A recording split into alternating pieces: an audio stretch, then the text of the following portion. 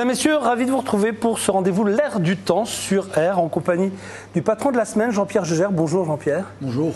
Denis Berche est avec nous, c'est le rédacteur en chef de L'Essentiel. Bonjour Denis. Moyenne. Et Moyenne, Denis. Et notre invité Michel Lipgott, le député maire de Famec, est avec nous. Bonjour. Bonjour et Moyenne. Et Moyenne, merci d'être avec nous. Avant de vous passer la parole, je voudrais juste vous dire, vous avez fini de nous faire peur tous les deux. À la une de la semaine, Bon Secours, bientôt rasé. On habite Metz, on se dit mais qu'est-ce qui se passe ? Il se passe que l'hôpital va être désaffecté et que pour réurbaniser ce secteur-là, et comme pour l'instant il n'y a pas beaucoup de moyens, mais on va commencer par faire table rase pour des questions de sécurité, et que ce bâtiment-là est un bâtiment qui nous interpelle un peu plus que d'autres parce que c'était un symbole de naissance, de soins, de mort aussi, mais pas de mort comme ça. Mais est-ce qu'on sait déjà ce qu'il y aura à la place ? Il y a déjà des projets ? Non, parce qu'on arrive, on sait à peu près ce qu'il pourrait y avoir, c'est-à-dire a priori de l'habitat, un tout petit peu de commerce et surtout de l'activité. Parce qu'aujourd'hui, on est dans une période où plus personne ne se lance de façon presque irréfléchie dans des constructions de 200, 300 ou voire 500 logements. Et donc là, la puissance publique, en l'occurrence la ville et le PFL, ont décidé de récupérer ce secteur, de le nettoyer et ensuite de réfléchir. Et Richard Liogé nous disait, on ne s'interdit rien. Il y a quelques mois encore, on disait, pas d'équipement public structurant type une médiathèque ou des choses comme ça, pas d'école a priori. Or là, il y a une vraie réflexion qui se fait sur l'ensemble du quartier, et c'est pour ça que c'était intéressant d'appeler un chat et de dire que tout ça va changer. Si j'osais un bon mot, on aurait pu y mettre un stade. Pourquoi pas ? Allons-y, on plante le décor tout de suite. D'ailleurs, vous, des nuages noirs sur l'Usgard à Dudelange, c'est pas mieux, vous nous faites peur aussi. Est-ce qu'il y a vraiment une grosse menace là ? On se fait peur aussi. Je crois que c'est un peu toujours la même histoire à Luxembourg. On est rentré dans le dur de la crise quand les autres y sont depuis un bon moment. On a un budget qui sera prévu en déficit de 1,3 milliard pour l'année 2013. Alors, bien sûr, on est loin des 91% d'endettement de la France, mais on va être à 25%, on va être à 2,8% du PIB, alors qu'on prévoyait un retour à 0 pour 2014. Je crois que les temps sont durs partout et ils commencent à l'être à Luxembourg, notamment dans l'industrie. Quand vous voyez, Michel Lipgott, c'est une de la semaine ou de l'Essentiel qu'on vous annonce que Arcelor, les deux hauts fourneaux, c'est terminé, qu'on ne sait pas ce qui va arriver avec Skylander. On se dit, député, aujourd'hui, c'est juste un métier où il faut beaucoup d'anti-stress, quoi, parce que ça doit être je peux positiver quand même, peut-être un petit peu. Ah oui, allez-y. Bon Secours, bientôt rasé, l'hôpital d'Hayange préservé, avec son intégration dans le centre hospitalier régional. Il va y avoir Mexi, mais il y aura encore Hayange, il y avait déjà Briey. Donc une bonne répartition sur l'ensemble du territoire.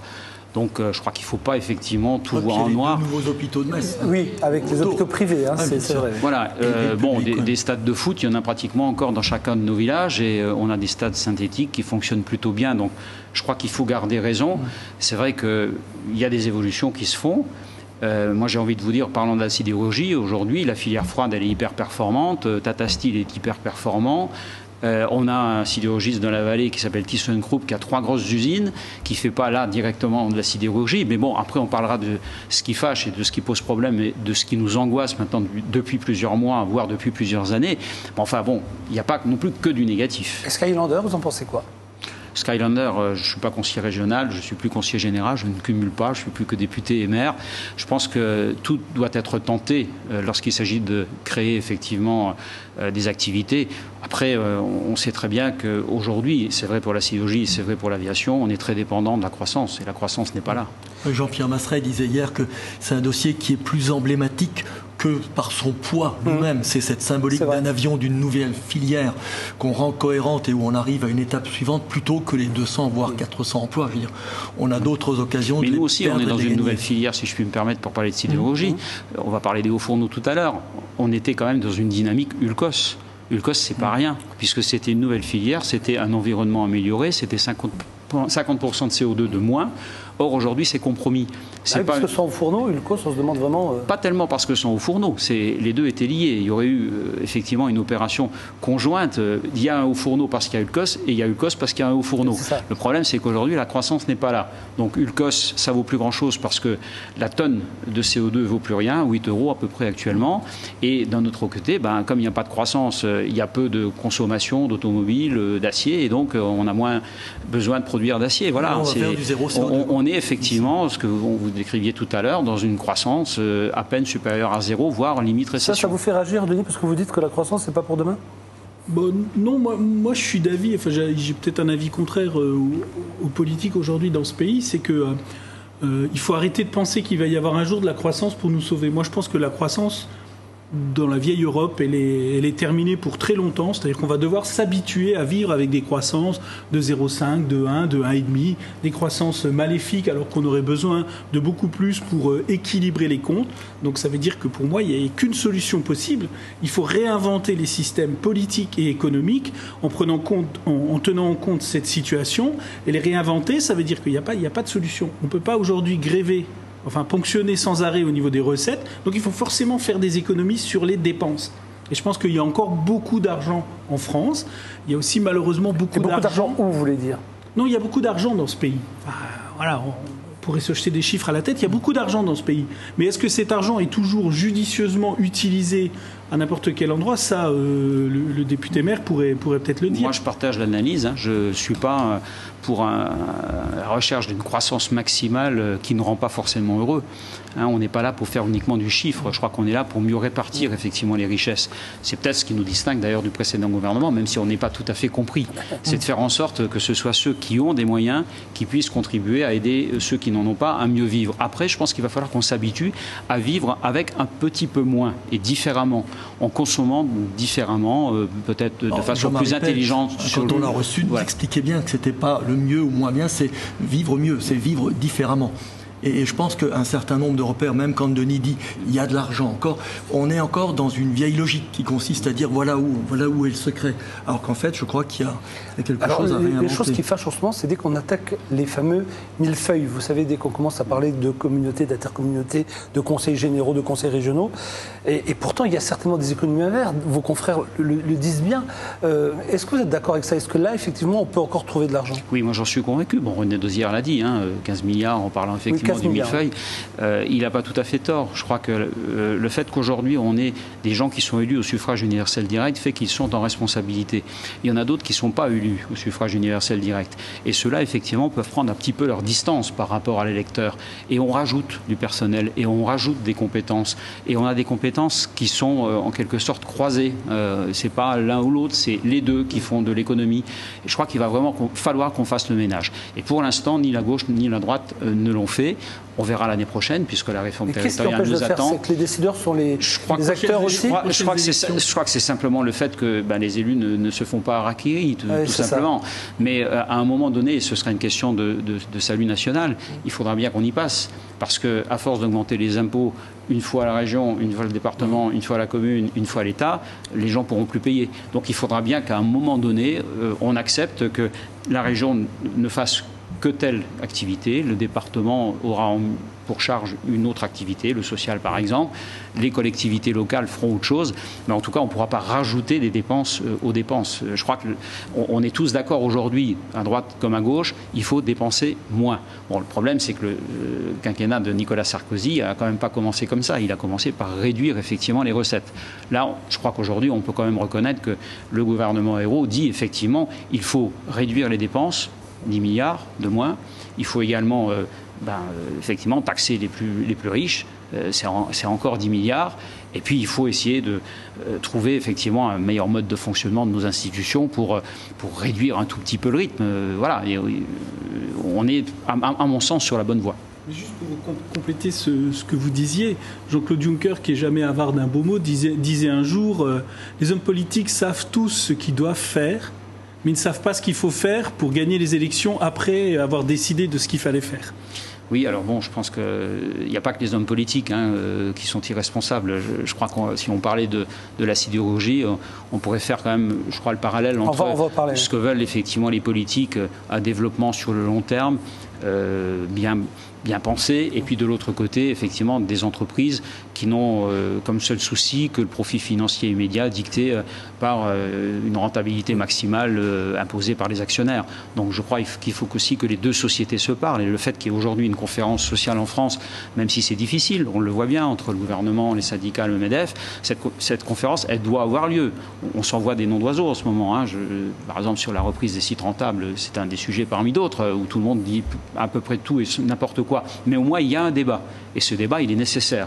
Si on veut préserver des emplois, si on veut préserver de l'industrie, et si on veut trouver un autre modèle social qui se rapprocherait peut-être un peu de ce qui se fait en Allemagne. Mais là, on a l'impression d'avoir un cas concret, qui était celui des hauts fourneaux. Oui. Et comment on va sortir? Est-ce qu'on ne va pas sortir de ce cas encore plus malade qu'avant? Parce que les gens vont se dire, bon, Mittal nous a trahis, mais enfin, est resté dans sa logique. L'État, enfin la politique nous a promis des solutions, et on se rend compte ensuite que ces solutions ne sont pas réalistes. Est-ce qu'on risque pas d'être très amer en sortant? Je crois qu'on n'a pas vraiment promis. On a en tout cas dit un certain nombre de choses. Qu'il fallait changer de logique et commencer par discuter. Moi, ce que je constate, c'est que depuis plusieurs années, il n'y a pas eu de discussion entre le président de la République et Mittal. Ce que je sais, c'est que le président de la République actuel a rencontré M. Mittal. Ce que je sais aussi, c'est qu'aujourd'hui, il y a un ministre du redressement productif qui a pris l'initiative de rencontrer les dirigeants de Mittal et qui leur a dit, si vous n'investissez pas sur le froid et si vous voulez fermer la filière liquide, dans ce cas-là, il faut que vous vendiez votre usine. Il faut que vous la laissiez à la disposition d'un éventuel repreneur. Pas en petits morceaux. Dans ce cas-là, il faut la vendre. Voilà. Alors, on est dans la première étape de la fusée. La première étape, c'est enfin Mittal reconnaît qu'il peut lâcher la filière chaude. Parce qu'effectivement, elle fait partie d'une filière intégrée et qu'elle est rentable, dixit le rapport fort commandé par Arnaud Montebourg. Si dans 2 mois, puisqu'il nous laisse que 2 mois, si dans 2 mois, vous avez 1, 2 ou 3 repreneurs qui viennent et qui disent « écoutez, nous, ça nous intéresse ». Mais ce qui nous intéresse, ce n'est pas forcément que la filière chaude. C'est aussi l'ensemble, parce que l'ensemble est cohérent, qu'on ne peut pas dissocier les deux. On vous fait une proposition de prix, voilà ce que pour nous ça représente. À ce moment-là, je pense que le gouvernement aura pour responsabilité de faire adopter une loi qui dise on doit pouvoir vendre une entité qui est juridiquement cohérente et qui est économiquement viable. Donc on est dans un processus, c'est la conférence en cours. C'est pour ça que François Chérec a dit d'ailleurs, à juste titre, alors que les représentants locaux de la CFDT disent il faut y aller sur la loi tout de suite, François Chérec dit attendez, on discute, on voit les cas concrets. Et c'est vrai qu'ArcelorMittal, c'est peut-être le cas concret par excellence qui ferait la démonstration que peut-être que demain, j'en sais rien, Tata Steel, Nippon Steel, ThyssenKrupp, beaucoup d'autres, il y en a 40, 50. Mais ça serait sur des modalités à réinventer avec une participation de l'État, parce que je veux dire la trahison ou l'absence de confiance de Mittal, on peut la reporter demain sur quelqu'un d'encore moins crédible que lui, et finalement... Je pense que ce n'est pas seulement une question de crédibilité, c'est une question aujourd'hui de situation de monopole de Mittal. En Europe, il a quasiment le monopole. Il est le plus puissant, il est le plus fort, il n'a pas de concurrent. Nous, ce qu'on souhaite, d'une certaine manière, on est un peu libéraux de ce point de vue, c'est apporter de la concurrence. C'est faire en sorte qu'il ne laisse pas ce site mourir de sa belle mort parce qu'il ne veut pas que ce site vienne concurrencer. Donc on le remet sur le marché à travers une autre entreprise, alors qui, pour l'essentiel, sera constituée de capitaux privés, bien entendu. On n'imagine pas un instant qu'on va faire payer le contribuable pour acheter une entreprise qui a permis à Mittal de se remplir les poches. Par contre, on ne s'interdit pas une participation publique. Les 150 millions du grand emprunt qui sont prévus pour Ulcos, ils peuvent être réinjectés éventuellement à côté d'un partenaire privé qui dirait « moi, je suis prêt à faire fonctionner la totalité de cette usine parce que pour moi, c'est pertinent de venir tout simplement produire de l'acier en Europe. Parce que pour l'instant, je ne suis pas implanté en Europe. » Alors, je ne dis pas qu'on réussira, mais au moins, on aura tenté, on aura essayé. Moi, il y a une chose qui me gêne dans ce débat, c'est-à-dire que Mittal, il ferme à Liège, il ferme à Chifflange, au Luxembourg, il ferme à Florange. François Hollande le reçoit, les Belges, la région wallonne le reçoit de son côté, il est reçu à Luxembourg. Pourquoi on n'arrive pas à lui parler d'une seule voix, d'une seule et même voix, alors soit européenne, soit 3 pays. Ça n'existe pas en Europe. Si, mais soit parce 3 que pays l'Europe qui politique n'existe pas. Non. Voilà. Il y a quand même. Est-ce que vous croyez que ceux qui nous écoutent connaissent M. Barroso ou M. Van Rompuy? Personne ne les connaît. Donc voilà. Je dirais que c'est d'autant plus facile que François Hollande est socialiste, qu'Elio Di Rupo est socialiste et Premier ministre de la Belgique, et que le gouvernement, la coalition gouvernementale au pouvoir au Luxembourg, est faite de chrétiens sociaux, dont Jean-Claude Juncker, qui dit toujours « je suis le premier des socialistes de ce pays », et des socialistes. Donc ça serait beaucoup plus facile de pouvoir au moins le voir une fois, je dirais à 3 contre 1, au lieu d'essayer... C'est exact. Il y a une simplement nuance. Mittal n'est pas socialiste. Donc, quand bien même on est 3 socialistes face à Mittal, lui, il continuera de penser en fonction de l'intérêt de ses actionnaires et de son endettement de 24 milliards. Et son problème, effectivement, ça peut être peut-être un atout. Son problème, c'est de savoir comment il peut s'en sortir. Nous, on va essayer de réfléchir, pas forcément en le cassant à tout prix. Il faut le casser intelligemment, c'est-à-dire en se disant, il est très endetté, est-ce qu'il n'a pas intérêt à un moment donné à céder une partie de ce qui lui rapporte plus d'argent, la filière chaude, mais également le froid qui lui rapporte un peu d'argent, mais qu'après tout, quelqu'un d'autre pourrait faire fonctionner avec le chaud pour s'en sortir, parce que cette nouvelle société serait moins endettée que lui. Lui, il a intérêt, parce qu'il il a plutôt investi dans les mines de fer aujourd'hui, à se désinvestir des aciéries et de l'acier en Europe. Prenons-le au mot. Vous ne voulez plus produire de l'acier en Europe? Pourquoi pas? Après tout, vous en produirez moins, mais il y en a peut-être d'autres qui vont continuer d'en produire parce qu'il y a des constructeurs automobiles. C'est ça le pari qu'on fait. Et si on n'y réussit pas, je crois qu'on a déjà, à travers la négociation actuelle, obtenu 40 millions à peu près d'investissement sur le froid. L'objectif d'un rebond de bourse, c'est 150 à 200 millions. Dans le pire des cas, si la filière chaude devait fermer, comme le plan Apollo et Arcelor l'avaient prévu pour 2008, il faut au moins qu'on obtienne sur le froid des investissements conséquents. Et ça démarre aujourd'hui. La négociation démarre maintenant. Parce que là aussi, on va avoir du mal. Moi, j'ai du mal à comprendre. J'ai du mal à comprendre comment on peut avoir une usine comme Florange et séparer le chaud du froid. Une fois la coquerie est dedans, une fois elle l'est pas. On va faire du froid à Florange avec des brames qui vont venir de Pologne, de Dunkerque, de Fos-sur-Mer. Le coût du transport... Je n'en suis pas partisan, entendons-nous bien. Pour l'instant, le rapport Ford dit que c'est une filière intégrée. Il faut sauver la totalité. Ceci étant dit, on ne peut pas ne pas imaginer qu'il puisse ne rester que le froid. Moi, je vous fais une réponse, je vais dire, très pragmatique, très concrète. Tata Steel, aujourd'hui, a investi d'abord, effectivement, 35 millions pour le rail 108 mètres et encore 12 millions pour améliorer encore son process de production. C'est à 3 km pratiquement des hauts fourneaux. Ils importent effectivement aujourd'hui la fonte d'Angleterre. Le LCB de Gandrange importe de Duisbourg. Et dans la vallée de la Fensch, on importe de Dunkerque. Bon, je pense qu'à un moment donné, derrière tout ça, il y a des logiques qui sont aussi des logiques économiques. Alors, il faut qu'on s'y intéresse, qu'on y réfléchisse. Ce serait tellement facile si on les mettait tous les trois autour de la table en leur disant vous avez des hauts fourneaux là, et puis dans 10 km², vous avez besoin de fonte. Sauf que ce n'est pas tout à fait, effectivement, techniquement, aussi facile que ça. Donc, je pense qu'il faut qu'on soit pragmatique, qu'on obtienne des résultats, qu'on obtienne des investissements, qu'il puisse encore y avoir au moins 2000 salariés et qu'il n'y ait surtout pas de plan social. C'est ça l'objectif qu'on doit in fine obtenir. Après, si la cerise sur le gâteau, on peut en plus sauver la filière liquide, on s'en plaindrait évidemment pas. Mais ce n'est pas gagné d'avance. Mais en tout cas, il y a une volonté politique. Et c'est ça le plus important. Et il y a un projet politique. On s'aperçoit dans ce que vous dites que finalement, au plan local, vous allez prendre les coups en tant que député maire, en tant que socialiste, alors que finalement, vous avez aucune marge de manœuvre, aucune prise possible sur les décisions de M. Mittal, si ce n'est de faire remonter quelques infos. On est solidaires quand même de nos amis. Les ouvriers, ceux qui risquent de perdre leur emploi, ce sont aussi vos citoyens affamés. C'était déjà la même chose avec Nicolas Sarkozy quand il a reçu, on avait les images à l'instant, c'était la même chose. C'est pas tout à fait la même chose. Nicolas Sarkozy, il est venu, il a dit je vais vous régler votre problème. Arnaud Montebourg, il n'est jamais venu en disant je vais vous régler votre problème. Je vais vous proposer effectivement une procédure, on va négocier, ça va être dur, on va se battre ensemble. Mais c'est pas gagné, bien sûr, je l'ai annoncé avant même que... Est-ce qu'il serait venu si vous n'aviez pas... Peut-être pas. En tout cas, peut-être pas au moment où il est venu. Il aurait peut-être encore attendu un petit peu, mais il me l'a dit au téléphone, parce qu'il voulait à tout prix venir avec un début de réponse. Et il ne pouvait pas venir sans avoir rien à proposer, ce que je peux comprendre. Moi, j'étais plutôt pour le langage de la vérité, en disant c'est très difficile, il faut qu'on le dise, et puis après, on verra ce qu'on peut faire. Et c'est peut-être pour ça, d'ailleurs, que je me fais engueuler, et que je me ferai engueuler par mes électeurs, mais qu'en tout cas, on ne pourra pas me faire le reproche de leur avoir menti. Moi, je vous le dis clairement aujourd'hui, pour l'instant, il n'y a pas de promesse sur la filière liquide, mais on se battra, et on mettra tous les moyens en œuvre pour y arriver, et avec le gouvernement.